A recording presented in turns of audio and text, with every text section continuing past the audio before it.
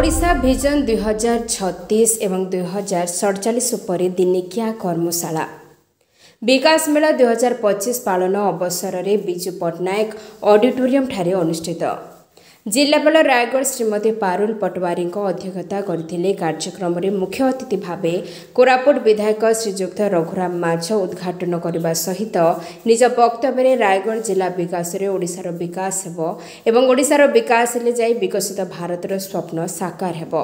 रायगढ़ जिला एक खनि खादान और शिल्प समृद्ध अंचल। यार सदुपयोग हेले रायगढ़ जिला अन्य जिला ठारो द्रुत विकास हेबो। जिलापाल कहते आदिवासी बहुल जिला रायगढ़ रे अधिकांश आदिवासी बसवास करती। जिलार विकास में खोलाखोली सब समस्या विषय आलोचना करने को आह्वान करथिले। आज एक दिवसीय परामर्श कर्मशाला नहीं चली परामर्श कर्मशाला आम नहीं 4टी सेसन नहीं रही बर्तमान 2टा सेसन नहीं सरला 2टा सेसन आम पोस्ट लॉन्च सेसन अच्छी।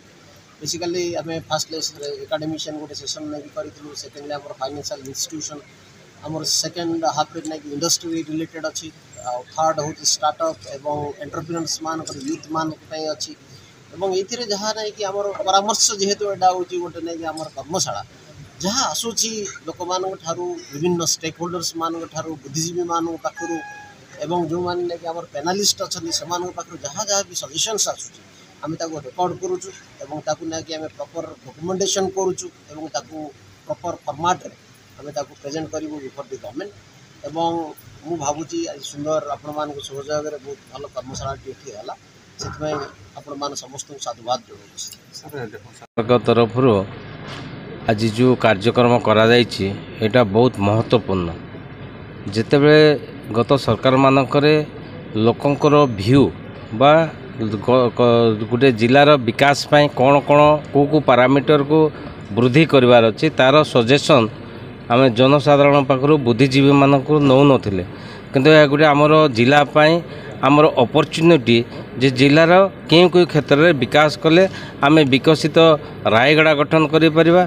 और जो ओडिशा सरकार मोहन माझी नेतृत्व जो सरकार चलची से जो आम 2036 जितेबाला ओडिशार 100 वर्ष गठनर 100 वर्ष रे आम पहुँचवा से ओडिशा गोटे विकसित एवं समृद्ध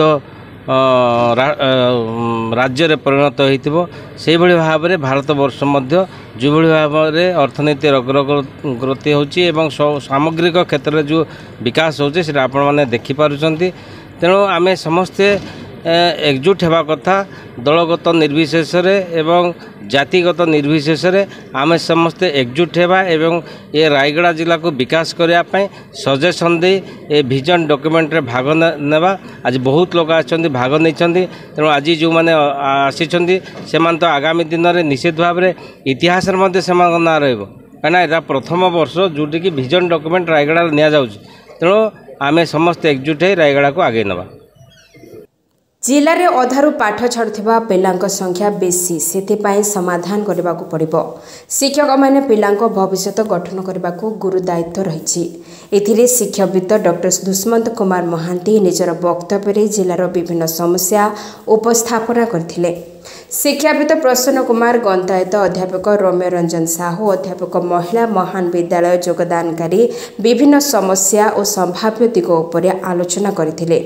यापर बैंकिंग संस्थार परिचालक माने योगदान करी वाणिज्य कारोबार और शिल्प उपर मध्य आलोचना करी निजर वक्तव्य रखिथिले। सेहीपरि सामाजिक गणमाध्यम प्रभावी स्टार्टअप और उद्योगी मत रखिथिले। यह परामर्श कर्मशाला को रेभेन्सा विश्वविद्यालय सह प्राध्यापक डॉक्टर ईश्वर नायक परिचालना करथिबा बेले जिला मुख्य विकास अधिकारी अक्षय कुमार खेमुंडू स्वागत भाषण देवा सहित कर्मशाला अध्यक्षता करथिले।